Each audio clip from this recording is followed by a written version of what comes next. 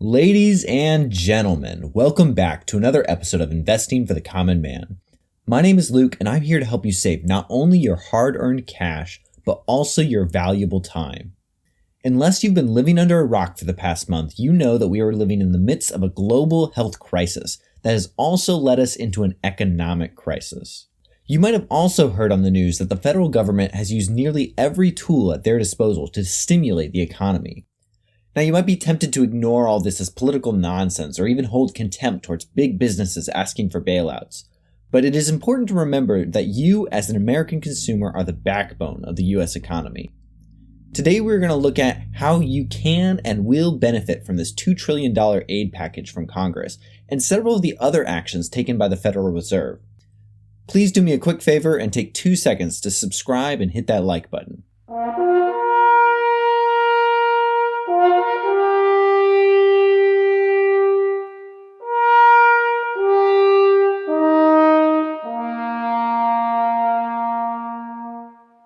Alright, let's dive in with a subject that everyone can get behind: free money. That's right, as part of the consumer relief effort in this $2 trillion stimulus package, the federal government will be giving every American adult a one-time payment of $1,200. You can count on this free money as long as your income was less than $75,000 or $150,000 if you are married and filed your taxes jointly in 2018. In addition, each family will receive an extra $500 for each child. So a family of 5 that is under the income limit would receive a one-time payment of $4,200.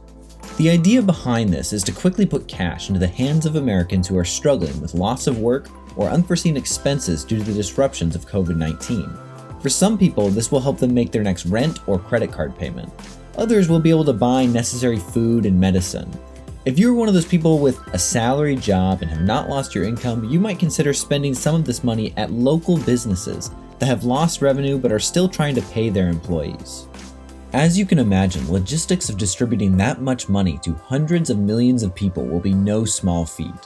According to Secretary Mnuchin, the funds should go out within the next 2 to 3 weeks. If you remember back to the last time you filed your taxes, if you set up a direct deposit to receive a federal tax refund, then the stimulus funds will be deposited directly into your account. If not, you will likely receive a check in the mail at the address the IRS has on file for you. If you've recently moved, you might want to check and make sure the IRS has your most updated information. Regardless of when the money comes, you can start thinking now about wise ways to use it and factor it into your budget. Since this is an investment channel, I will point out that if you are not in dire need of cash, you could invest all or a portion of the amount in stocks or index funds. Considering the hit that the economy has taken, as the country and world recovers from COVID-19, you could be looking at a juicy return on your investment by the end of the year. $1,200 might seem like a lot of money, but it's just a drop in the bucket for those who have lost their jobs due to the shutdown of non-essential businesses. Fortunately, the stimulus package also includes massive upgrades to unemployment. People on unemployment will be able to receive an additional $600 on top of their regular unemployment benefits for the next 4 months.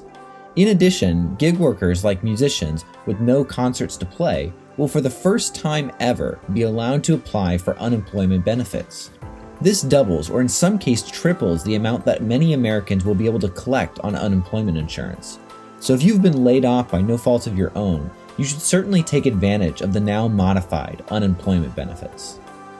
This historic $2 trillion stimulus package also includes a multitude of other loans, grants, and policies to help hospitals, local governments, airlines, and small businesses. There are even loan forgiveness incentives for small businesses that keep employees on their payrolls, even if businesses aren't working or if employees are unable to work due to illness or caring for family members. Depending on your industry and situation, policies like these make it much less likely that you will have to suffer through income disruption due to this pandemic.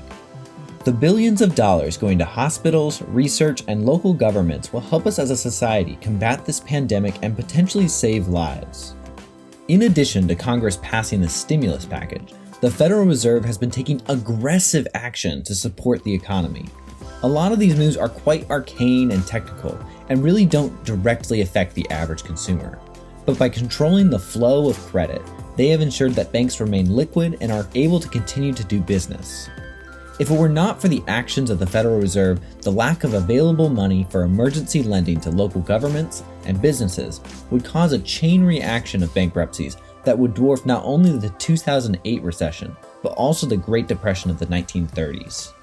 But there is one action that the Fed took that will directly affect you and might even open up opportunities to take advantage of. Within the last month, the Federal Reserve slashed interest rates from 1.5% all the way to 0. Lower interest rates make it easier for people, businesses, and banks to borrow money. As a consumer, you will notice lower interest rates on credit cards, mortgages, and car loans. I want you all to remember, though, that just because your credit card interest rate drops by 1.5% doesn't mean that you should allow your credit card debt to pile up, because credit cards will always be the most expensive type of debt. But if you find yourself in that situation, lower interest rates might help you pay off credit card debt a bit faster. If you are in the market for a car or house, or maybe have a variable interest rate mortgage, this rate cut will make it a bit cheaper to pay off those loans. Federal interest rates are indirectly tied to the rates that consumers can receive from banks, so not all loans will change by the full 1.5%. For example, 30-year fixed mortgage rates are now down to about 3.45%, from 4.35% a year ago. To put that into perspective, here are a couple of calculations based on 30-year fixed mortgage rates. As you can see, the less than 1% difference in your mortgage rate could save you as much as $35,000 or $90,000 depending on the size of the loan. So if you are in the market for a new home or looking to refinance, the next few years might prove to be one of the best windows of opportunity you get to do that. On the flip side, lower interest rates de-incentivize saving money. Rates of return on savings accounts and certificates of deposit, also known as CDs, which were not very lucrative to begin with, will drop even lower. It is wise to always keep an accessible emergency fund, but if you have a sizable amount in savings, an environment of fiscal stimulus like this should by design encourage you to take that money and invest it into the stock market. Think about it this way: if money is cheaper to borrow, and Congress is pumping trillions of dollars into businesses and the hands of consumers, then businesses should over time be able to fully recover from this crisis and even thrive, which will in turn make the companies that you might invest in even more likely to increase in value and continue to pay out dividends to shareholders. If you are looking to get started with investing, you can use my link in the description below to get a couple of free stocks to get started. One of my awesome viewers used my link last week, and the random stocks I got were worth more than $50. So thank you for that. It's people like you that make this content possible. Now, real talk for a minute. Regardless of your financial situation, whether you are struggling to make ends meet or looking for investment opportunities, both private and federal institutions are working as hard as they can to make sure we all have the tools we need to make it through this global health and financial crisis.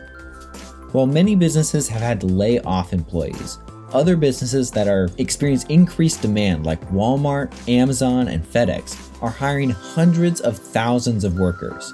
There are even businesses like Zoom and Slack that are helping companies stay productive with tools to allow employees to work from the comfort and safety of their homes and reduce the spread of the virus. So stay smart and we can all make it through this together. If you want to keep seeing more content, please take a moment to subscribe to my channel and hit that like button. Until next time, keep calm, stay healthy, and happy trading.